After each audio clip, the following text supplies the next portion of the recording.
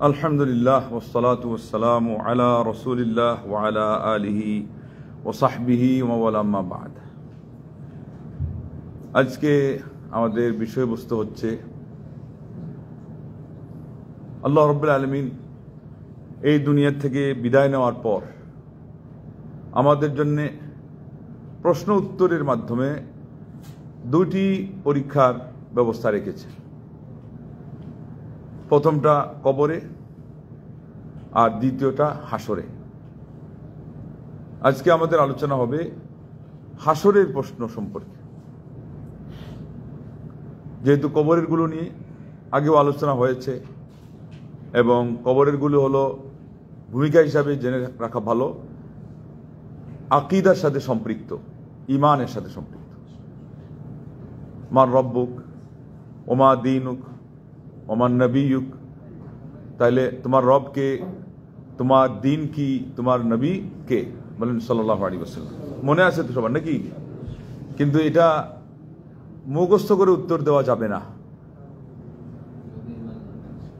ফেরেশতা যখন প্রশ্ন করবে তখন আপনি যদি পানির চেয়ে আরো সহজ করে মুখস্থ করেন, আপনার নিজের ভাষা, মায়ের ভাষা, তার চেয়ে আরো গদগদ করে আপনি বলার মতো করে মুখস্থ করেন, এই উত্তর সেখানে সম্ভব নয়। সেটা হলো ওই আল্লাহকে চিনার মাধ্যমে, আল্লাহর অধিকার দেওয়ার মাধ্যমে, দ্বীন ইসলামকে জানার মাধ্যমে, তাকে জীবনে বাস্তবায়ন করার মাধ্যমে এবং নবী সাল্লাল্লাহু আলাইহি ওয়াসাল্লামকে তার যে অধিকার, তাকে যে ভালোবাসা, তার কথাকে সকল মানুষের কথার উপরে প্রাধান্য দেওয়া, এগুলো যখন আপনি করবেন তাহলে আপনাকে আর মুখস্থ করাই লাগবে না। আল্লাহ রাব্বুল আলামিন আপনার উত্তরের ব্যবস্থা করে দিবেন। বলেন আলহামদুলিল্লাহ। এই জন্য অনেক মানুষ জীবনেও কোনোদিন হয়তোবা এই প্রশ্নগুলোও আওড়ায় নাই, উত্তরও আওড়ায় নাই, কিন্তু সে প্রস্তুতি নিয়েছে কিভাবে, যে উত্তর দিতে গেলে একটু আগে যা শুনলেন, আমি তো সংক্ষেপে বললাম, সবিস্তারে তার সারা জীবন এইভাবে চালিয়েছেন। একজন ধরেন অশিক্ষিত মানুষ, উনি বাংলাই ঠিক মতো বলতে পারেন না তার আঞ্চলিক ভাষা ছাড়া, সেখানে ফেরেশতা তাকে যেই উচ্চাঙ্গের ভাষায় প্রশ্ন করেন না কেন, এই তিনটা প্রশ্ন, যেটা প্রশ্নই উনি বুঝার কথা না, ভাষা যেহেতু উনি জানেন না, কিন্তু আল্লাহ রাব্বুল আলামিন প্রশ্ন বুঝা সহ উত্তর দেওয়ার তৌফিক তিনি তার নিজ গুণে গায়েবী শক্তি দিয়ে বান্দাকে দিবেন। বলেন আলহামদুলিল্লাহ। কিন্তু এটা আগাগোড়া নিজের প্রস্তুতির উপরে।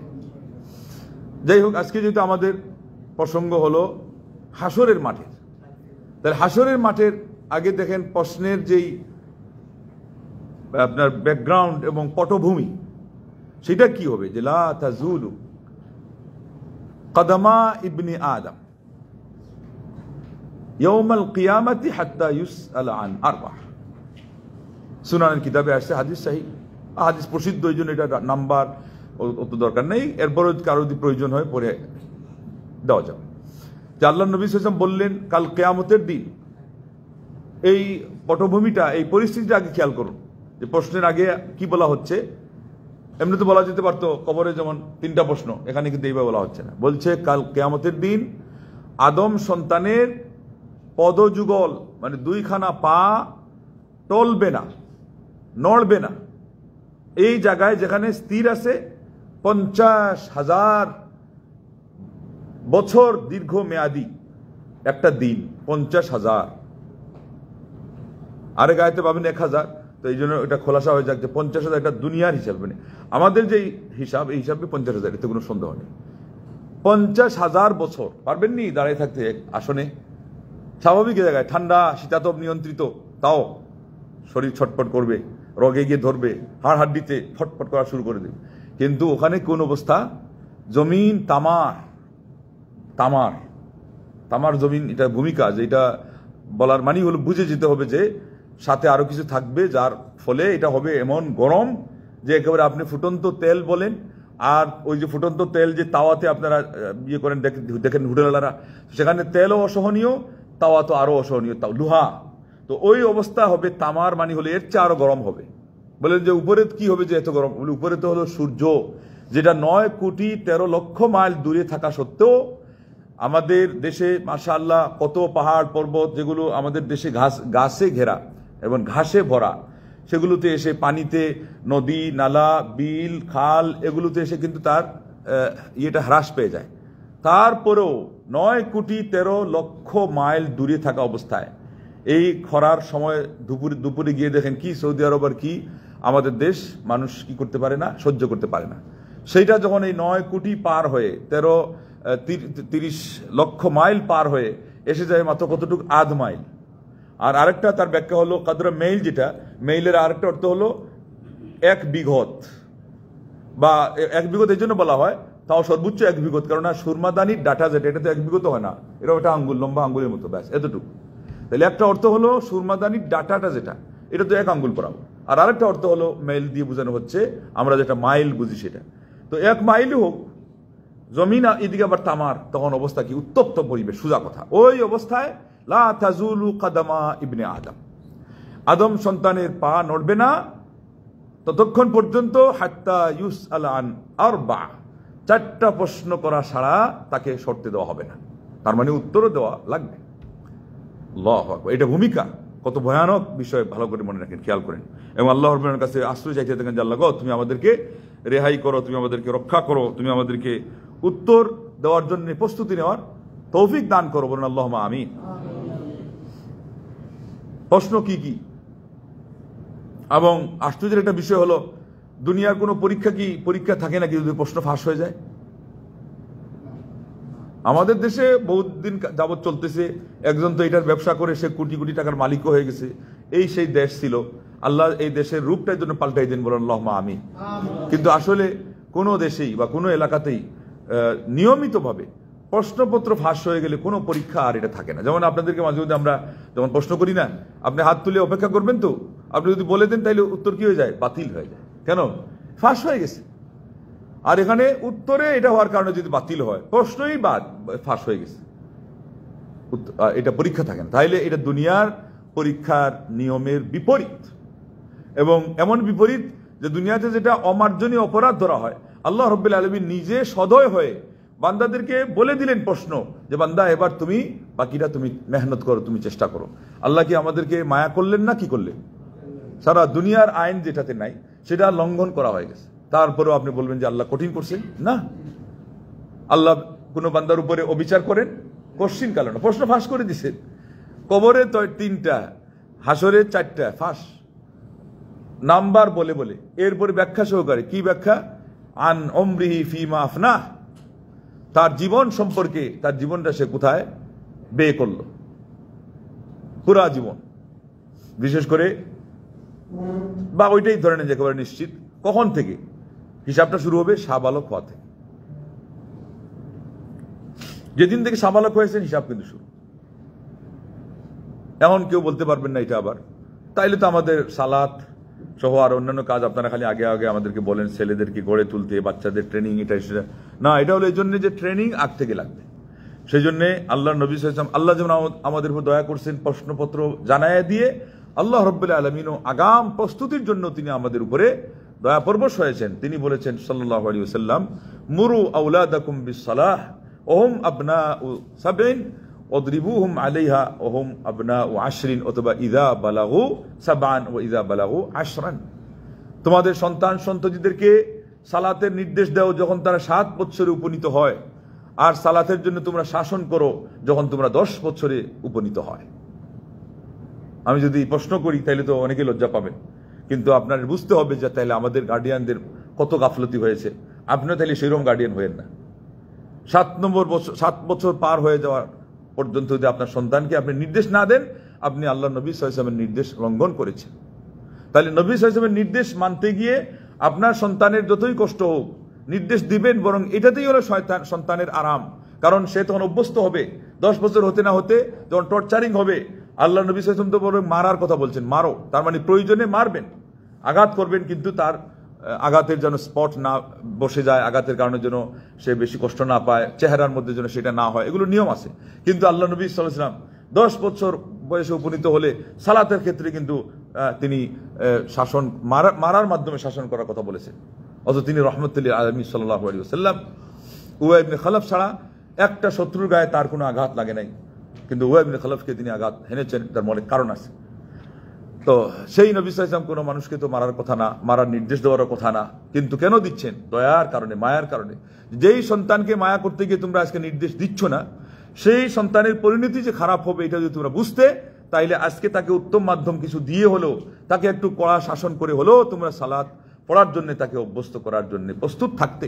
তো সেই জন্য ওগুলো প্রশ্ন না করেই, আমি যেহেতু রহমাতুল লিল আলামিন, সারা জগতের জন্য রহমত স্বরূপ প্রেরিত হয়েছি, আমার কথা তোমরা মাথা পেতে মেনে নাও। আমি যে বললাম 7 বছরে শাসন করা শুরু করে দাও, 10 বছর পর্যন্ত শাসনের মধ্যে যদি কিছু টর্চারিং করা লাগে, কিছু তাকে একেবারে একটু প্রহারও করা লাগে, তাও তোমরা করো। এরপরও সেজন্য বেনামাজি না হয়ে গড়ে উঠে। 10 বছরে তো সাধারণত ছেলেরা তো সাবালক হয়ই না। মেয়েদের কোনো কোনো এরিয়া আছে, আবহাওয়ার পরিবর্তনের কারণে 9 বছর থেকে হওয়া শুরু হয়ে যায়, বুঝলাম। কিন্তু ছেলেরা তো আমাদের সমাজে বা গড়পড়তায় সারা পৃথিবীতেই 15 থেকে পৌঁছা লাগে। তো কেন 10 থেকে আল্লাহ নবী বললেন শাসন? এটাও পাকাপুক্ত হওয়ার জন্য। শুধু তাই না, সালাফে সালেহিনরা সালাতের সাথে ধরেছেন সকল ফরজ ইবাদত, সিয়াম সহ। তারা এগুলো ট্রেনিং দিতেন, বাচ্চা যাতে অভ্যস্ত হয় সেই জন্য তার মুখে কোনো একটা দিতেন চাবানোর জন্য, একটু খেলা দিতেন ওই সন্ধ্যার আগ মুহূর্তে, যাতে এখন তো কঠিন সময়, সে এগুলো নিয়ে ব্যস্ত থাকে, তারপরও ইফতার পর্যন্ত যেন গড়ায়। আর আমরা কি করি? ছলে বলে কোলে কৌশলে, তাও যদি না হয় তাইলে অনেক সময় উল্টা শাসন করে তো ওকে রোজা ভাঙাই। আল্লাহ নবী সাল্লাল্লাহু আলাইহি ওয়াসাল্লাম ফরজ ইবাদতে বললেন শাসন করে, তাকে একটু টর্চারিং করে হলো সালাতের অভ্যাস করাও। আর আমরা এত দয়ার মা বাপ হয়ে গেলাম যে আমরা তাকে শাসন করে ইবাদত থেকে দূরে সরাই। বাচ্চা কিভাবে গড়ে উঠবে? এবার বুঝে গেছেন তো আমাদের গোড়ায় গলত কিনা? অতএব আপনার মাধ্যমে যেন এটা না হয়। মা বাপ আজকে বেঁচে থাকলে অন্তত বলবেন যে আপনারা তো একটা জিনিসে বোধহয় খামখালি করছেন। তো যাই হোক, এখন যেন আমাদের কোনো দুর্বলতায় না পায়, আমাদেরকে একটু কড়া শাসনে রাখেন, একটু শক্ত নির্দেশ দিয়ে রাখেন। আর আল্লাহর কাছে ওইটার জন্য ক্ষমা চান, অথবা জানেন নাই সেই জন্য আল্লাহ মাফ করবেন। কিন্তু কেন সমাজের লোকজন জানাইলো না? এটা তো ইমামদের প্রথম দায়িত্ব, খতিবদের প্রধান দায়িত্ব, যে মহল্লার সকল লোকজনকে তাদের ব্যক্তি জীবনে কি প্রয়োজন, তাদের দৈনন্দিন জীবনে, তাদের পারিবারিক জীবনে এগুলো বলবে, সময়ে সময়ে বলবে। সেই সাথে যখন যেটা আসবে, যেমন গত সপ্তাহগুলো তো গেল ছাত্রদের জন্য কি করণীয়, কি বর্জনীয়, বিশেষ করে শেষে যখন তাদের আহত এবং নিহত হওয়ার প্রসঙ্গ সুস্পষ্ট হয়ে গেল, তখন খতিবরা বলার দরকার ছিল যে তাদের পাশে দাঁড়ানো, তাদের সাহায্যার্থে এগিয়ে আসা, দেশ কিভাবে গড়তে হয় পরামর্শ দেওয়া। এই সপ্তাহে আজকের খুতবার কি বিষয় হওয়া দরকার ছিল? এটা তো ফেসবুকে অনেকে দিয়েছে, কিন্তু সবাই কি এটা ফলো করছে নাকি? যে বন্যার্থদের, বন্যা কবলিত মানুষ, বন্যাগ্রস্ত এবং বিপর্যস্ত মানুষের পাশে দাঁড়ানো। আগেরগুলো কিন্তু আছে এখনো, যারা আহতই তো আছে, যারা নিহত হয়ে গেছে ওদের তো এখনো ওই পরিমাণ কিছু পৌঁছায় নাই। তো যাই হোক, এইগুলো হলো উপস্থিত যেটা এসে যাবে সেটা আপনি প্রাধান্য দিবেন। কিন্তু বাকি তো সারা বছর 12টা বছর এই যে প্রত্যেক মাসেই 4টা থেকে 5টা খুতবা, এটা কিসের জন্য মূলত ইসলাম নির্ধারণ করেছে? মানুষকে গাইডলাইন দেওয়ার জন্য। মহল্লায় মানুষ একজনও এই দিক থেকে আমরা চিন্তা করলে দেখবো যে অশিক্ষিত থাকবে না। ধর্মের মৌলিক বিষয়ে জ্ঞান লাভ হয়ে গঠনমূলকভাবে যদি খুতবাটাই হইতো, আরো অনেক কিছু তাদের বেশি এসে যেত, যেগুলো আজকে উদাসীন সমাজের অনেক শিক্ষিত লোকও জানে না। আরবি পুরো মানুষও আগে হয়তো প্রতিষ্ঠানে শিখছে, এটা ভুলে গিয়েছে। যদি জুমার খুতবাটাকে আমরা রিমাইন্ডার হিসাবে নিতাম, যে এটা স্মরণ করিয়ে দেওয়া এবং এটা মানুষকে শিক্ষা দেওয়া, দীক্ষা দেওয়া, হাতে কলমে তাদেরকে শিখিয়ে দেওয়া। সেই সাথে আসরের সময় প্রায় মসজিদ এখানে ইমাম সাহেব একটা বই পড়েন, রিয়াদুস সালেহিন যদি পড়েন, গঠনমূলক বই, বাছাই করা বই পড়তে হবে, যেই বইয়ের মধ্যে হাদিসটাই জয়ীফ সহিহ কোনো বাসরিস নাই, যেমন ফাদাইলে আমাল, এটা না। এটার ক্ষেত্রে আরেক হাদিসে নিন্দা আসছে, বানিয়ে যদি কোনো কোর্স মসজিদে ঢুকানো হয়, এটা নিন্দা আসছে হাদিসে। তাইলে হাদিস মসজিদে যেটা দর্শ হবে, এটা কাল আল্লাহ কাল রাসূলুল্লাহ বলেন সাল্লাল্লাহু আলাইহি ওয়াসাল্লাম, ব্যাখ্যা থাকবে একেবারে সীমাবদ্ধ, যেটা আল্লাহ রাসূল সাল্লাল্লাহু আলাইহি ওয়াসাল্লামের কথা থেকে এদিক সেদিক না যায়। যাইতে গেলেই তো লোকজন তাদের নিজেরটা ঢুকাই দিচ্ছে। এই জন্য মসজিদে একেবারে কথা থাকবে মাপা কথা, কিন্তু এগুলো প্রয়োজনীয়। আপনি যদি খুতবাটা একটু আগে শুনলেন 4টা থেকে 5টা, মাসে তারা এতটা আলোচনা যদি শুনে, খুতবার মধ্যে তো বিস্তর আলোচনা, এক সপ্তাহের ব্যবস্থাপনা সেখানে হয়ে গেল। বিগত সপ্তাহের কোনো নোট যদি থাকে, কোনো সংশোধনী, সেটাও সেখানে এসে যাবে। আর এরপরে প্রত্যেক দিন যদি অন্তত আসরে 5 মিনিট গঠনমূলক আলোচনা হয়, এই পুরা মহল্লা ধর্মীয় দৃষ্টিকোণ থেকে ভালো মানের একটা শিক্ষিত মানুষে পরিণত হতে বাধ্য। কিন্তু কেন হয় না মানুষ? ওইভাবে গঠনমূলক আলোচনা নেই। যাই হোক, আজকে আমাদের আলোচনা যেটা চলছে সেটা হলো পুরা জীবন সম্পর্কে যেহেতু আপনাকে জবাবদিহি করা লাগবে, তো আপনার সবাইকে তো আর মাদ্রাসায় ভর্তি হওয়া সম্ভব না আর শর্তও না। কিন্তু আপনার এটা শিখবেন কোথা থেকে তাইলে? মসজিদ। আগেও শুনেছেন আল আজহার ইউনিভার্সিটির নাম কিন্তু জামিআহ না, আরবিতে ইউনিভার্সিটির মধ্যে জামিআহ লাগতে হয়, আইনের পরে একটা তা মারবুতা যেটা গুলতা, এটা হলো জামিআ, জামিআ আজহার। আমি নিজেই বহুদিন কনফিউজ ছিলাম, এটা কি, এটা বিশ্বের মধ্যে এত নাম করা একটা ইউনিভার্সিটি, কিন্তু শেষে তো গুলতা নাই। জামিয়া ইউনিভার্সিটি হতে গেলে তা লাগবে, গুলতা, এটা জামিয়া। জামিয়া তো মসজিদ, জামে আপনার এটার নাম কি? জামিয়া সুবাই নাকি? জামিয়া মানে এটা মসজিদ, মসজিদের মধ্যে হলো পুংলিঙ্গ আসবে, সেটা ওইভাবে হয়ে আসে। এইভাবে জামিয়া উমাউই হয়ে আসে এরও আগে। এইভাবে ইসলামের ইতিহাসে প্রচুর পরিমাণে মসজিদের বড় বড় প্রতিষ্ঠানের নাম জামিয়া, মসজিদ তো থাকবেই, সেখানে ইউনিভার্সিটি লেভেলের শিক্ষা দান করা হয়। বোঝা গেল ইসলামের ইতিহাসে মসজিদটাই হলো আমাদের শিক্ষাগার, মসজিদটাই হলো আমাদের ইউনিভার্সিটি, মসজিদটাই হলো আমাদের ধর্ম কর্ম। এমনকি ভারতবর্ষে এখনো এত মসজিদ আছে, বাংলাদেশে বংশালে পুরান ঢাকাতে একটা মসজিদ আছে, সেখান থেকে আপনার ইংরেজ তাহানুরদের যুদ্ধ পরিচালনা হইতো, তার অস্ত্রাগারও ছিল মসজিদ। বলেন আল্লাহ। মেহরাব যে রাখা হয়, মেহরাব, এই মেহরাবেও একসময় নেসেসারি যে হাতিয়ারগুলো সেগুলো রাখা হইতো। এছাড়া কিন্তু মেহরাব কোনো অত বড় করে মেহরাবের কোনো ব্যবস্থার দরকার নেই।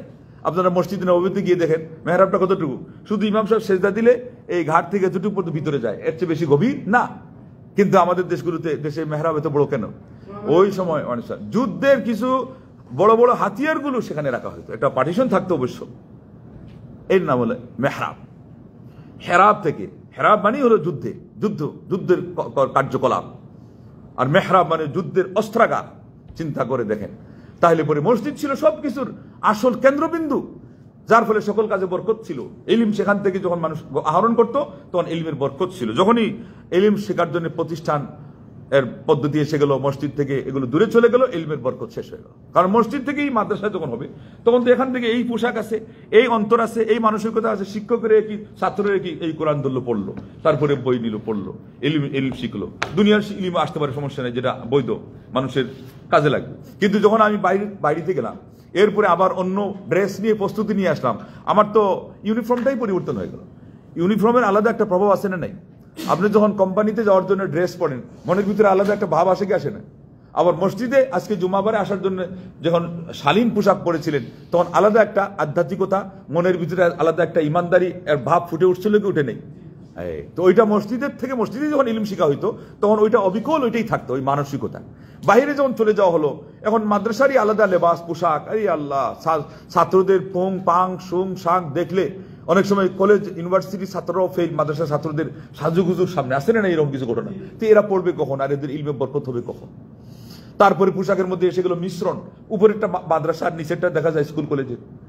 আগে তো এক সময় পায়জামা ছিল, সাদা ছিল, প্যান্ট একটু মোটা কাপড়ের নিয়ে কালারটা ওইটা রাখতো। এখন না, কালার একেবারে জিন্সের কালার, তো কালার ব্লু অথবা কোনটা ব্ল্যাক, তাও আবার কাপড় কোনটা জিন্সের। আবার কোনো সময় সুইস পায়জামা গেলনি ফেল হরে। তো ইলমের বরকত কোথায়? স্কুল কলেজে ছাত্ররা পত্রিকা নিয়ে হাতে ধরে হাট বাজারে হাঁটতো, এখন দেখা যায় মাদ্রাসার ছাত্ররা আরো বেশি হাঁটতেছে। পড়বেন আমরা তা বলছি না, ইলমের যে প্রভাব, এটা কি বাস্তব কি বাস্তব না? প্রত্যেকটা জিনিসের আলাদা একটা নিয়ম আছে, ইউনিফর্ম আছে। সেই জন্য তো আল্লাহ পাক সালাত, আপনি আজকে যেভাবে আসছেন বা আসরের সময় যেভাবে যাবেন, অন্য মানুষকে দেখবেন হয়ে যাবে। কিন্তু আল্লাহ পাক কি বলেছেন? খুযু যিনাতাকুম ইনদা কুল্লি মসজিদ।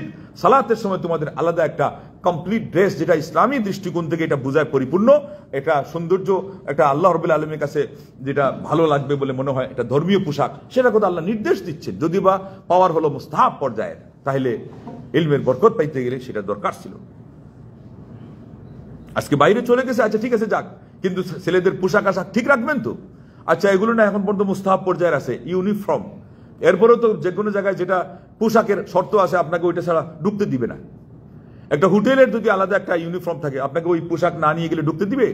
হোটেল বয় হিসাবে আপনাকে নিবে না, আপনাকে আর একটা কি বলে শেফ হিসাবে তো নয়, দূরের কথা। আচ্ছা, এখন ইসলামের আর একটা পোশাক আছে, দাড়ি। এটার বিধান কি? মুস্তাহাব, সুন্নাহ, সাধারণ সুন্নাহ, ফরজ। অথচ আজকাল বিশেষ করে সরকারি মাদ্রাসাগুলোতে লজ্জার সাথে বলতে হয়, গ্রামাঞ্চলে আমাদের দেশে প্রায় কবে শুনলাম যে 100 বছর পুরা হয়ে গেছে টাইটেল মাদ্রাসা, ঐতিহ্যবাহী মাদ্রাসা, সেটা সূচনা লগ্নে সকল শিক্ষকরা ছিলেন বেসরকারি মাদ্রাসার, ওই দেওবন্দ থেকে পড়ুয়া, সাহারান থেকে পড়ুয়া, সাহারানপুর, তারপরে বড় বড় মাদ্রাসা ভারতবর্ষে যেগুলো, সেই শিক্ষকদের তত্ত্বাবধানে ছাত্ররা গড়ে উঠছে।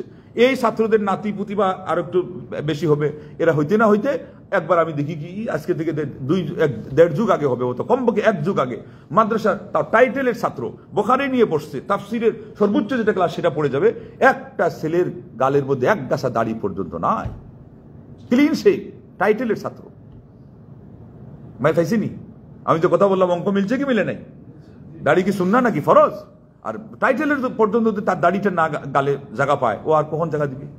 ও জায়গা দিতে শেষ পর্যন্ত বলবে ওই যে বিয়ে শাদী করে এলাই, অথবা বলে হজ করে এলাই, আবার টার্ম রাখবে যে মেয়েকে বিয়ে দিলে নিজের শ্বশুর হোক, শ্বশুর আব্বু হইতে গেলে নাকি দাড়ি লাগে। এটা কি কোনো কথা নাকি? এটা তো নিজেরা বানাইছে, এটা সিঁড়ি। ইসলামে তো এগুলো নেই, দাড়ি গজাইছে, আল্লাহ দিয়ে দিচ্ছেন, সাবালক হয়েছেন, হিসাব শুরু হয়ে গেছে। কথা কি বুঝে আসতেছে? এইভাবে যদি আপনি প্রস্তুতি নেন, তাহলে জীবনের রন্ধ্রে রন্ধ্রে কি করণীয় কি বর্জনীয় সেগুলো আমাদের বুঝা এবং আয়ত্ত করা সহজ হবে, আমলে আনাটাও সহজ হবে এবং সম্ভব হবে। আর আমরা কাল কিয়ামতের দিন আল্লাহ পাকের কাছে যে প্রশ্ন হবে, প্রথম প্রশ্ন কিন্তু মনে রাখি, এবং এই জন্য এটা সবচেয়ে ব্যাপক এবং বিশদ প্রশ্ন, সারাটা জীবনের উত্তর। আপনাকে যদি 10 বছরের প্রশ্ন একবার ছাত্র শিক্ষক বলে যে এটা ফাইনাল, যেমন ফাইনাল পরীক্ষা দেওয়া লাগে না, একবার ম্যাট্রিকে আবার আরেকটা, তো ওগুলো কত কঠিন হয়, তাও তারা সেখানে কি করে না, পুরা ওই প্রথম ক্লাসের সকল প্রশ্ন জমা করে না, সেই জায়গাতেই কোর্স তৈরি করছে মোটামুটি ওগুলোর একটা নির্যাস নিয়ে বা ওগুলোর একটা পাওয়ার এর মাধ্যমে যেটা সহজ হয়। বাকি সিলেবাস কিন্তু ওইটাই যেটাতে আপনি পরীক্ষা দিচ্ছেন, এবং 2 বছর না, পরীক্ষা তো 1 বছরেরই হয়, ওই বছরের যে সিলেবাসটা আপনাকে পড়ানো হয়েছে এটার উপরই পরীক্ষা হবে। কিন্তু এই পরীক্ষার প্রশ্ন যেটা হবে, এটা A to Z, যেটা বলা হলো সাবালক হওয়া থেকে নিয়ে মারা যাওয়া পর্যন্ত। এবার প্রশ্নটা কত কঠিন হিসাব মিলাই দেখেন। 2 নম্বর প্রশ্ন, এটা আরো আশ্চর্য বিষয়, মানুষের জীবনের ভিতরে যৌবন আছে না নাই?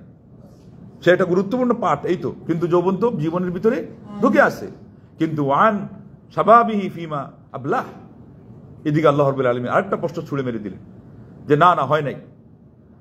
তার মানে কত কষ্ট করে পুরা জীবনের উত্তর দেওয়া লাগবে, এইটা পারছে বলে তো দ্বিতীয়, অথচ আল্লাহ পাক বলতেছেন দ্বিতীয় প্রশ্ন আল্লাহ নবী সাহেব বলছেন আল্লাহর পক্ষ থেকে হবে যে বান্দারে তোমার পুরো জীবনের না বুঝলাম তুমি একটা উত্তর দিলা, এবার স্পেশাল তোমার জীবনের যে একটা স্পেশাল একটা পার্ট ছিল, অধ্যায় ছিল যৌবনকাল, এটা কিন্তু সবচেয়ে গুরুত্বপূর্ণ। ভালো কিছু করতে চাইলে এখানেই মানায় করা যায়, সম্ভব। আবার খারাপটাও কখন হয়, এই সময় হয়। গায়ে যখন শক্তি আছে, মনে বল আছে, তখন মানুষ দিশামিশা পায় না। শিক্ষকের গায়ে আঘাত হানছে না মাতা পিতাকে গাল মন্দ করছে, কোনো খবর থাকে না। পুরা সমাজের সম্মানী মানুষকে হেনাস্তা করতেছে কিনা পুরো তার ধারণাই থাকে না। গায়ে শক্তি আছে যে, এই জন্য আলাদা প্রশ্ন। পাপ তাপ এগুলো মানুষ বেশি করে কখন, আর যদি বৃদ্ধ হওয়ার পরে পাপ করে ওটা তো আরো সর্বনাশ। এই জন্য হাদিসে আসছে 3 জন মানুষের দিকে আল্লাহ তাকাবেনই না, তাদের সাথে কথাই বলবেন না, এবং তাদেরকে কষ্টদায়ক শাস্তির ব্যবস্থা করবেন। তার মধ্যে একটা হলো বুড়া হওয়ার পরও সে বেবিচারী ছিল। কেন? বুড়া হওয়ার পর এটা হওয়ার কথা ছিল না, তার মানে বদভ্যাস। এবং এখান থেকে বোঝা গেল যৌবন কালকে যদি আপনি শুধরাই না নিতে পারেন, তাহলে বার্ধক্যকে শুধরাইতে পারবেন না। কন্ট্রোলিং পাওয়ার তখন দুর্বল, তখন কিন্তু শুধরানোর কাজ সম্ভব নয়, আরো কঠিন। এখন আপনার কন্ট্রোলিং পাওয়ারও শক্তিশালী। কোনো জিনিস স্টার্ট করবেন, কোনো জিনিস আপনি সুসম্পন্ন করবেন, ওইটার জন্য আপনার এনার্জি আছে। আবার কোনো জিনিস থেকে আপনি বয়কট করবেন, কোনো জিনিস থেকে নিজেকে বিরত রাখবেন, ওইটারও কিন্তু শক্তি আপনাকে এখন আছে, আল্লাহ দিয়েছেন এনার্জি। কিন্তু যৌবন কাল যদি ওইভাবে কাটিয়ে দেন, তাহলে কিন্তু বার্ধক্য অটো সিস্টেমে চলতে থাকবে। তার মানে হাদিস এটা বুঝাইলো যে, প্রমাণ করলো যে বুড়া হওয়ার পরেও মানুষের কিছু বদভ্যাস থাকবে, আর আল্লাহ রাব্বুল আলামিন তার উপরে এত রেগে যাবেন যে কিয়ামতের দিন সে বার্ধক্যে উপনীত হওয়ার পরেও কেন এই কাজ করলো, আল্লাহ তাকে তাকাবেন না, তার সাথে কথাও বলবেন না, এবং কষ্টদায়ক শাস্তির ব্যবস্থা রেখে দিয়েছে। দ্বিতীয় জনকে আইলুল মুস্তাকবির, অভাবী আবার দাম্ভিক। আচ্ছা, ধনী মানুষের জন্য কি অহংকার মানায় নাকি? ধনী হয়ে গেলে কি অহংকারী হতে পারবে? অনুমতি আছে? কে দিয়েছে এগুলো? আল্লাহ দিয়েছে। অহংকার শুধু মানায় কার জন্য? আল্লাহর জন্য। দাম্ভিকতা মানায় আল্লাহর জন্য, কিন্তু সে এরপরেও যদি অহংকার করে এটা হারাম। এমনকি হাদিসে আসছে মুসলিম বা বুখারীতে যে এক সরিষার দানা পরিমাণ যদি অহংকার থাকে, জান্নাতে যাওয়া সম্ভব নয়। লা ইয়াদখুলুল জান্নাহ মান কানা ফি কলবিহি মিসকালু হাববাতিন মিন কিবরিন। এটা তো সুস্পষ্ট অক্ষরে অক্ষরে প্রিয় নবী সাল্লাল্লাহু আলাইহি ওয়াসাল্লামের হাদিস। এটা বলার মানে কি? এটা ভূমিকা। আসেন মূল কথায়, যে এখানে বলা হলো সে দরিদ্র হয়ে আবার দাম্ভিক। অহংকারী, তাইলে এটা নোংরা, এটা নিকৃষ্ট, এটা নিন্দনীয়। কেন? অহংকার করার তো একটা কারণ ছিল, টাকা আছে, তাও কারণ থাকা সত্ত্বেও অহংকার করা তার জন্য হারাম ছিল। এই গরিব মানুষের অহংকারের কারণটা কি? এটা তো বেকার, বেকার সমস্যা, খামাখা। আবার কেউ আছে, আমরা ছোটকালে দেখতাম যে ঘরে নিরামিষ খাবার হলে কি হবে, ওই কোন জায়গা থেকে বাবার পালিশের নিচ থেকে যে কোনো মানিব্যাগ থেকেও কড়কড়া একটা নোট বের করে সামনের পকেটে রাখতো, রাখার পরে এরকম দেখাইতো যে আমি একজন কিছু। হাসতেছেন সবাই, কিছু একটা অনুমান পাচ্ছেন, সরাসরি তার ঘটনা না দেখলেও এইগুলো চরিত্র আমাদের সমাজে আছে, এটা বোঝা যাচ্ছে। কেন এটা করবি রে বাবা? এইটা তো তুমি দেখাচ্ছ, এটা তো তুমি ন্যায্যভাবে দেখাচ্ছ না, এটা তোমার আছে মাত্র পুঁজি, এইটাই বা বাপের কাছ থেকে নিয়ে আসছো। হ্যাঁ, আল্লাহ পাক তোমাকে অভাব দিয়েছেন বিনয়ী হওয়ার জন্য, তুমি আবার উল্টা ওই নোটটা ওখানে এনে এরকম বুক ফুলে দেখাচ্ছ।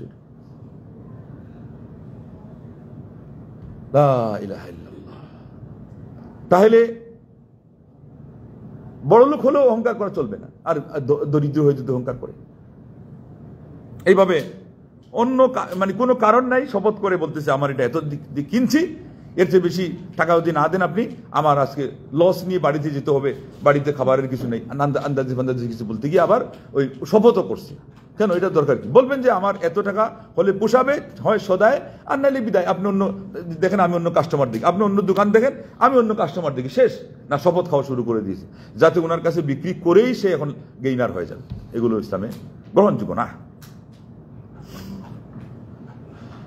তাহলে যৌবনকালে তো কারণ আছে পাপ করার, এরপরও পাপ হবে না, চলবে না, সেই জন্য আল্লাহ পাক আলাদা প্রশ্নের ব্যবস্থা রেখেছেন, ওয়ান শাবাবি ফিমা আবলাহ।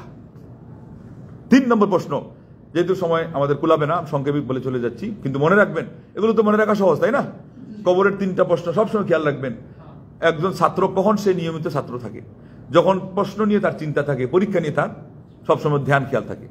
আপনি যে বললেন যে আমি আল্লাহকে ভয় করার কথা মনে রাখতে পারি না, শুক্রবারে মনে আসে, শনিবারে থাকে না, অথবা জুমার সময় মনে আসে, আসরে থাকে না, কারণ কি?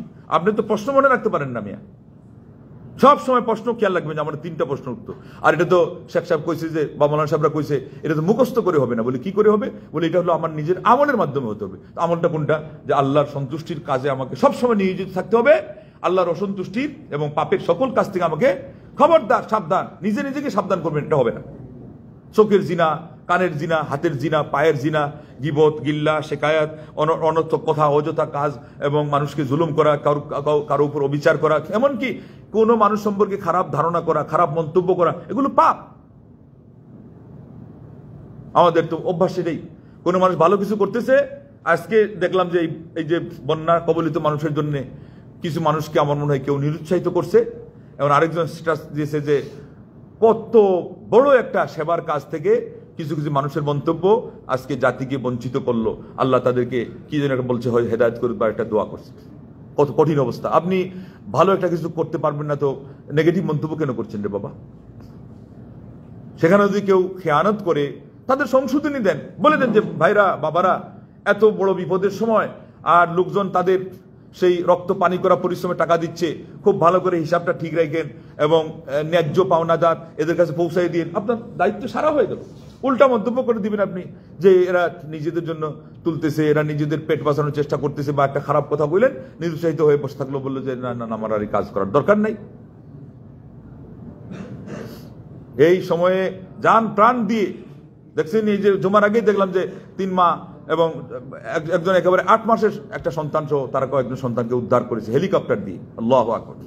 এখানে কোনো সময় আপনার টাকা কাজ দিবে, কোনো সময় টাকার ব্যবস্থা নাই, আপনার যে একটা ফেস ভ্যালু আছে ওইটা নিয়ে আপনি সামনে যাবেন, সরকার চিনবে, ওই সরকারের লোকজন চিনবে যে হ্যাঁ ইনি একজন প্রসিদ্ধ মানুষ, আপনার কথায় তারা হেলিকপ্টার মতো নিয়ে চলে গেছে। এই যে দেখলাম একজনের কথায়, ইনি একজন প্রসিদ্ধ মানুষ, বিখ্যাত মানুষ।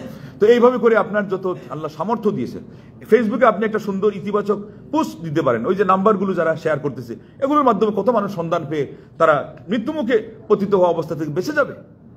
কত বড় একটা কাজ হয়ে গেল। আপনি আসেন প্রবাসে, কিছুই করার নেই আপনার, দেখছেন কত মানুষ কাঁদতেছে হাউমাউ করে, লা ইলাহা ইল্লাল্লাহ, যে তার মায়ের কি অবস্থা হচ্ছে, তার স্ত্রী সন্তানদের কি অবস্থা হচ্ছে। আল্লাহু আকবার। যারা ভুক্তভোগী তারাই জানে। আবার কতজন ওই কবলিত ব্যক্তিদেরকে উদ্ধার করতে গিয়ে তারা ভেসে চলে গেছে, মারা গেছে, এমন লোক আছে। আল্লাহ তাদেরকে ইনশাআল্লাহ শাহাদাতের মর্যাদা দিয়ে দিবেন। কারণ হাদিসের মধ্যে আসছে ওয়াল গরীকু শাহীদুন, আল্লাহ নবী সাল্লাল্লাহু আলাইহি ওয়াসাল্লাম বলছেন যে ডুবে যে মারা যায় সেও শহীদ। বলেন আল্লাহু আকবার, বলেন আলহামদুলিল্লাহ। এইভাবে হাফিজ ইবনে হাজার আসকালানী রাহিমাহুল্লাহ 21 শ্রেণীর মানুষের কথা তিনি গণেছেন। গনতে গনতে বলছেন নিজের বাহনের উপর থেকে পড়ে গিয়ে যদি মারা যায় সেও শহীদ। এটা একটা হাদিসই আছে। আর এরপরে তিনি আগের যুগের আলিমরা ইজতিহাদ করে গবেষণা করে কিছু বাড়াইছেন, আর এই যুগের আলিমরা গবেষণা করে বাড়াইতে বাড়াইতে ইমানদার নামাজি ব্যক্তি যদি হয় তো গাড়ি অ্যাক্সিডেন্ট করে মারা যাওয়া ব্যক্তিকেও বলেছেন আশা আছে আল্লাহর কাছে শাহাদাতের মর্যাদা পাওয়ার। এটা হলো একটা আশা। আর একটা হলো সার্টিফিকেট দিয়ে দেওয়া। সার্টিফিকেটটা আমরা কেউ কাউকে দিতে পারি না। আল্লাহ নবীর যুগে তিনি সাহাবাদেরকে দিতে পারেন নাই, তাই না? আমরা কিভাবে দিব? এই জন্যে আসুন আমরা ভালো কাজে সবাই পরস্পর সহযোগিতা এগিয়ে আসি। আমাদের ভাইদের জন্য আমরা দোয়া করি অন্তর খুলে, আল্লাহ তাদের হেফাজতের দায়িত্ব তিনি নিয়ে নেন এবং সরকার যন্ত্র তারা যেন সক্রিয় হয়। জনগণকে আল্লাহ যাদেরকে যত ক্ষমতা দিয়েছেন, যারা এই যে বিভিন্নভাবে এই নেটওয়ার্কে ব্যবহার করেও তারা সেবা করতে পারতেছে, যারা ওই যে নেটওয়ার্কের ব্যবসা করে তারাও ফ্রিতে এদেরকে নেটওয়ার্কের ব্যবস্থা করে বিভিন্ন জায়গায় এগুলোর সাপ্লাই দিয়ে তারা কিন্তু সবে অংশ নিতে পারে। একটা পদ্ধতি না, শুধু স্পিড বোট এখন তাদের জন্য বলছে সবচেয়ে বড় জিনিস, নৌকা হোক যেটা হোক, যেটা দিয়ে তাদেরকে উদ্ধার করা হবে। গাছের ডালে আশ্রয় নিচ্ছে, আর একজন গাছে আশ্রয় নিচ্ছে কিন্তু ওইটাও পানির তলে চলে গেছে। একজন লাঠি দিয়ে বলছে আপনি এটাতে ধরে আসেন। আল্লাহু আকবার, মানুষ এত অসহায় অবস্থায় পৌঁছে গেছে। রাতারাতি তাদেরকে পানি দিয়ে এসে মাথার উপর দিয়ে বাড়ির ছাদ পর্যন্ত ডুবিয়ে দেওয়া হয়েছে। এমন অবস্থা যে বাচ্চা কয়েক মাসের, ও সাঁতার নামই শুনে নেই, কিভাবে সাঁতার কাটবে। উদ্ধার করা হয়ে গেছে। এখন তাদের জন্য সবচেয়ে বড়, না খেয়ে একজন মানুষ কিন্তু 7 দিন বাঁচতে পারে, না খেয়ে 7 দিন কিছুই না খেয়ে। আর যদি পানি কিছু পান করে, পানীয় কিছু হলেও তো আরো অনেক দিন। অনেক সময় ঘটনা শুনছেন না, কিছু বাচ্চা বিল্ডিং এর নিচ থেকে 19 দিন পরে পাওয়া গেছে জীবিত। সেটা আলাদা, কিন্তু আমার বলার উদ্দেশ্য হলে খাওয়া এখন তাদের কাছে মুখ্যম না। এখন দিলে তাদের মুখ দিয়ে খাবার যাচ্ছেও না, অনেক সময় অবস্থা হবে, গিলতেই পারতেছে না। এখন কি আপনজন হারিয়ে যাচ্ছে, সে বিচ্ছিন্ন হয়ে যাচ্ছে, তার সব জিনিস হারিয়ে ফেলতেছে, চোখের সামনে তার হালের বলদ চলে যাচ্ছে, তার হাঁস পাত যারা আপনার এগুলো এর পাল এগুলো ভেসে চলে যাচ্ছে, যারা এগুলো পেলেছে, যারা হয়তো খামারের ব্যবসায়ী করতো, তার পুঁজি পাটি সহ সমূলে সব চলে যাচ্ছে। কি পরিমাণ তারা মর্মাহত। এই অবস্থায় তাদের পাশে দাঁড়ানো, একটা খালি শুকনা খাবার, এটাই কত বড় নিয়ামত। কিন্তু আমি যে বললাম, এখন তাদের কাছে এর চেয়ে বড় জিনিস হয়ে গেছে তাদের উদ্ধার করা। এই জন্য উদ্ধার কর্মীদের জন্য দোয়া করবেন, তাদেরকে গাইড দিবেন এবং উদ্ধারের জন্য আরো বেশি মানুষকে উৎসাহিত করবেন। নিজেরা বিশ্বস্ত সূত্র পাইলেই আজকেই পাঠিয়ে দিবেন, দেরি করার দরকার নেই। আজকালকার নেটের যুগ আলহামদুলিল্লাহ, এখন তো আপনারা বুঝতেই পারতেছেন যে 1-2-তে সব হয়ে যায়। বিশ্বস্ত সূত্র পাবেন, প্রসিদ্ধ বিশেষ করে যেগুলো আছে, সাথে সাথে পাঠান। এমন আছে যে আপনি এই 10 মিনিট পরে এই সাহায্যটা পাঠাইলে হয়তো একজন মানুষ এই ফাঁকে ওই ত্রাণটা না থাকার কারণে, ওই সহযোগিতা না থাকার কারণে মানুষটা প্রাণ হারিয়ে ফেলছে, মানুষটা মারা গিয়েছে। তাহলে কত বড় একটা বিপদ হয়ে গেল আপনার দেরির করার কারণে, আর ত্বরান্বিত হলে কত বড় একটা উপকারের কাজ হয়ে গেল। কথা কি বোঝানো যাচ্ছে তো নাকি? এখন আপাতত ওই যে ফারাক্কার বিকল্প বাদ দিয়ে দেবো, এগুলো হলো ওই যে আর একটা বোকামির কাজ। এখন কি এটা কাজ নেই? ওই যে বলছিলাম শুক্রবারে খুতবার আলাদা বিষয় থাকবে, যেটা সব সময় এক ধরনের। কারেন্ট কোনো বিষয় যখন আসবে তখন এটার উপর সব কিছু ফোকাস করতে হবে। এটার কারণে অনেক জিনিস বাদ পড়ে যাবে। আপনি ফারাক্কার বাদ নিয়ে চিন্তা শুরু করেছেন, এটা গঠনমূলক পরিকল্পনা লাগবে। সরকার হিসাবে সরকারের অপোজিটে এটা সিদ্ধান্ত নিবে, সে জানবে যে আমার এই সিদ্ধান্ত নেওয়া কত ধানে কত চাল। হ্যাঁ, এটা এক সরকার যে আসছে, মানে কথা অনেক লম্বা। সেগুলোতে এখন কেন সময় দিচ্ছে না? আপনার চিন্তা চেতনা থাকে, আপনি পরে বলবেন। এখন আপনি বলেন যে এই মানুষগুলোকে উদ্ধার করবেন কিভাবে, কোথায় আপনি তাদেরকে আশ্রয় দিবেন, কোন জায়গায় আশ্রয়ের ব্যবস্থা হবে। মানুষকে বলেন যে ভালো ভালো বিল্ডিং করে রাখছেন, আপনি দরকার বলে ভাড়াটিয়াদেরকে একটু অন্যদিকে সাইড করে, হ্যাঁ, তারাও যাক গ্রামের বাড়িতে, তারা শুকনা জায়গা থাকলে সেখানে যাক, আপনার বিল্ডিং খালি করে দেখ, আপনি মানুষকে আশ্রয় দেন, এগুলো ব্যবস্থা করে। আলহামদুলিল্লাহ অনেক প্রবাসী ভাইরা এগুলো করতেছে, কেউ গাড়ি দিয়ে, অ্যাম্বুলেন্স দিয়ে, কেউ স্পিড ভাড়া দিয়ে, কেউ খাবার দিয়ে, কেউ তার বিল্ডিং দিয়ে বলতেছে এখানে আসে। আল্লাহু আকবার। অনেক মাদ্রাসা ছাত্রদেরকে তারা বলছে যে তোমরা সাথে থাকো, অথবা বাড়িতে যাওয়ার হল পাঠাই দিছে, দিয়ে বলতেছে আপনারা কেউ থাকার জায়গা না পাইলে আমাদের মাদ্রাসায় আসে। আল্লাহু আকবার। এগুলো হলো মানবতার কাজ। আল্লাহ রাব্বুল আমাদেরকে এগুলো কাজে আরো বেশি সুচ্চার হওয়ার তৌফিক দান করেন এবং বিপর্যস্ত এলাকার তামাম মানুষগুলোকে আল্লাহ হেফাজত করেন। বিশেষ করে ইমানদার আমাদের দিনী ভাই যারা আছে, দিনী ভাই বোন যারা আছে, আল্লাহ তাদের সবার জানমালের হেফাজত করে। তো আমরা কত নম্বর প্রশ্নের মধ্যে আসি? 2 নম্বর, যেটা এই জন্য যে এটা হলো খুবই গুরুত্বপূর্ণ পাঠ, গুরুত্বপূর্ণ অধ্যায় যৌবন। এই যৌবনকালেই তো যত হাবিজাবি সহ যা আছে সব হয়ে যায়। এই জন্যে যৌবনকালে আপনি নিজেকে সংশোধন করে ফেলেন, কাজ হয়ে যাবে। দরজওয়ানি তওবা করদান সেওয়ায় পয়গম্বরি ওয়াক্তে পীরি গুরগে জালিম মি সুয়ত পরহেজগার। কবি বলছেন যৌবনকালে সোজা হয়ে যাওয়া, আল্লাহর পথে ফিরে আসা, তওবা করা, এটাই হলো নবী রাসূলদের আদর্শ। আর বার্ধক্যে উপনীত হওয়ার পরে গায়ে শক্তিই নাই, আপনি কিছু চাইলেও করতে পারবেন না। এখন আপনি তসবিহ টানতেছেন, অথবা আপনি আছে মন্দের ভালো, কিন্তু এটার মূল্য কম। আল্লাহর কাছে পাওয়ার কোনটার বেশি? যখন আপনি চাইলে ইবাদত নাও করতে পারতেন, শরীরে আপনার এই পরিমাণে এনার্জি আছে, কোনো অসুখ বিসুখও নাই, কিছুই নাই, ধরা বাঁধা, আপনাকে কোনো জিনিস আটকাইতে পারতেছে না, ওই সময় আপনি বলছেন না না না, আমার এগুলো দরকার নেই, আমাকে আল্লাহর সন্তুষ্টির প্রাধান্য দিতে হবে, আমাকে পরকালের জন্য আমার শক্তি সহ সব সঞ্চয় করে রাখতে হবে, অথবা জনসেবার জন্য আমি রাখবো, বার্ধক্যে উপনীত হলো আমার ওই শক্তি যেন কাজে লাগে। এই বুদ্ধিমান হলো যুবক, এটা হলো আসল যুবক। আল্লাহ নবী সাহেব বলছেন, আল্লাহ পাক আশ্চর্য হয়ে যান ওই যুবকের প্রতি দেখে, যেই যুবক কোনো কারণে ওই তার ছাগলের পাল নিয়ে পাহাড়ের চূড়ায় তাকে যাইতে হয়েছে, নামাজের সময় সেখানেই হয়ে গেছে, এখন আর আইসে মসজিদে জামাত ধরতে পারবে না, ওই জায়গাতেই সে আজান দিয়ে সালাতে দাঁড়িয়ে গেছে। আল্লাহ নিজে খুশি হয়ে যান এই অবস্থা থেকে, বলেন আল্লাহু আকবার। 3 নম্বর হলো, যেহেতু সময় কম আবার সিগন্যাল এসে গেছে, 3 নম্বর হলো ওয়ান মালিহি মিন আইন ইকতাসাবাহু ফিমা আনফাকা, সম্পদ কোন পথে ব্যয় করেছে আর কোন পথে আয় করেছে আর কোন পথে ব্যয় করেছে। এটা দুইটাই প্রশ্ন, এখানে দুইটা হয়ে গেল। তাইলে শুধু আয় হালালভাবে করাই যথেষ্ট নয়, হালালভাবে আয় করতে হবে, পাই পাই গনে গনে। হারাম হলে নিবেন না, আপনার অত দরকার নাই, সুখটা দরকার, আল্লাহ সন্তুষ্টি দরকার, বরকত দরকার। আর এই 3টে জিনিস একসাথে কেটে যাবে। আপনি যদি কোটি টাকাও একসাথে হারাম নিয়ে নেন, বরং বড় অ্যামাউন্ট নিয়েছেন, আরো বড় ধ্বংস এসে যাবে। আবার এর বিপরীতে সামান্য নিয়েছেন, একটু লোভ সামলাইতে না পেরে বলে এক্সট্রা কিছু খরচে লাগে এটা নিয়ে নিলাম, না, এটার কারণে পুরো সংসারের বরকত চলে যাবে, সংসারের সুখ চলে যাবে, আপনার স্ত্রী আপনার অবাধ্য হয়ে যাবে, সন্তান সন্ততি অবাধ্য হয়ে যাবে, অথবা একটা সন্তান অ্যাবনর্মাল এসে যাবে, সারা জীবন তার পিছনে ক্লান্ত পরিশ্রান্ত হয়ে কিছুই করতে পারবেন না, সারা দুনিয়ার হাসপাতাল ঘুরে ঘুরে আপনি চিকিৎসাই খুঁজে পাবেন না, গেলনি সর্বনাশ হয়ে। তাইলে হারাম এক পয়সাও নেওয়া যাবে না। অনেকেই কিন্তু হারাম ইনকামে খুব আগ্রহী, মানুষকে জুলুম করে, নিজের দেশি ভাইদেরকে তাদের পরিশ্রম রক্তচোষা টাকা উনি এখানে লাভ নিচ্ছে, এমন লাভ যে বাহুল্য লাভ, এমন লাভ যে সে এর অর্ধেক নিলেও বেশি হইতো, তাও সে নিচ্ছে। আর একা নিচ্ছে শতজনের কাছ থেকে, নিয়ে তার বাড়ি গাড়ি, কিন্তু গিয়ে দেখেন সুখ নেই, গিয়ে দেখেন শান্তি নাই। তো এই জন্য হারামে কি নাই, আরাম নাই, এই কথা ভালো করে মনে রাখবেন।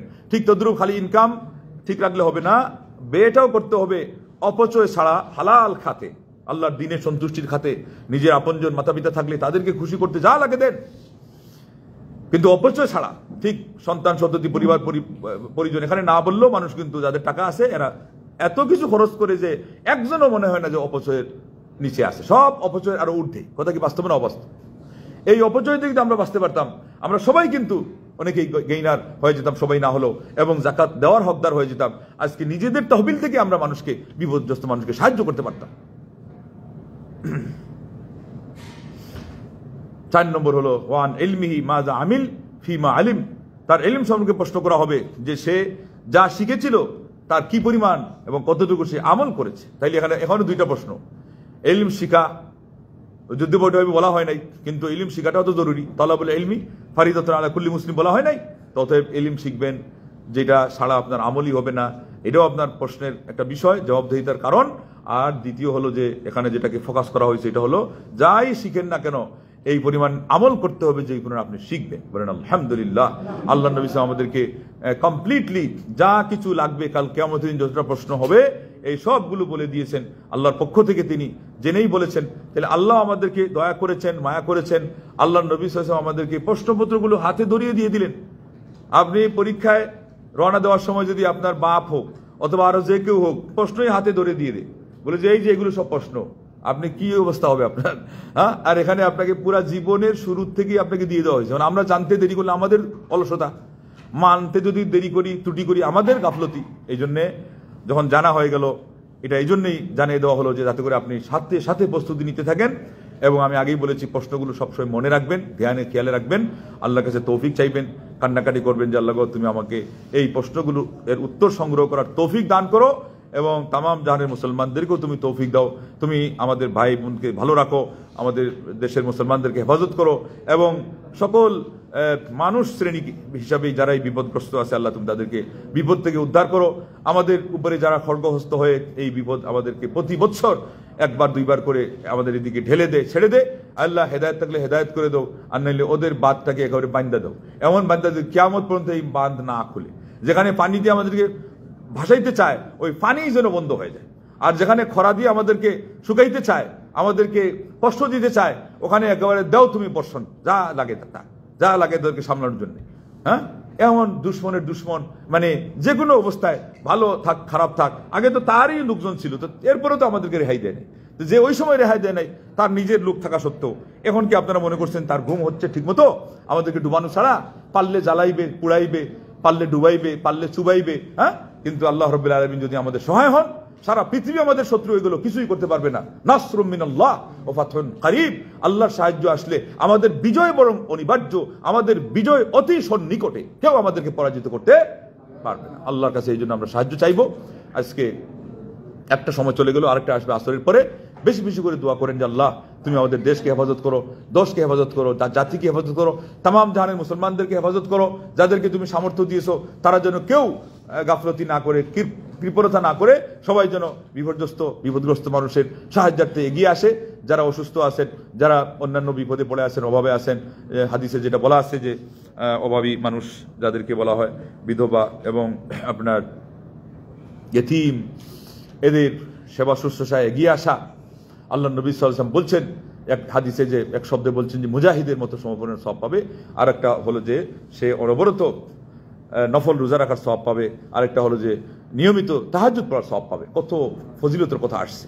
এবং মানব সেবা, আল্লাহ নবী বলছেন আবগুনি ফি দুআফাইকুম ইন্নামা তুনসারুনা তুরজাকুনা বিদুআফাইকুম, তোমরা আমাকে দুর্বলদের মাঝে খুঁজো, তোমাদেরকে বিজয় দেওয়া হয়, সাহায্যও করা হয় দুর্বলদের পাশে দাঁড়ানোর কারণে। এই জন্য যারাই বিপদগ্রস্ত তাদের পাশে আমরা যেন দাঁড়াই। আমি আহ্বান রাখলাম, উদাত্ত আহ্বান, আল্লাহ যেন আমাকেও তৌফিক দেন, আপনাদের সবাইকে তৌফিক দেন, আর সর্বোপরি আল্লাহ পাক আমাদের দেশকে হেফাজত করেন, বলুন আমিন। ওয়া আখিরু দাওয়ানা আনিল হামদুলিল্লাহি রাব্বিল আলামিন। আসসালামু আলাইকুম ওয়া রাহমাতুল্লাহি ওয়া বারাকাতুহু।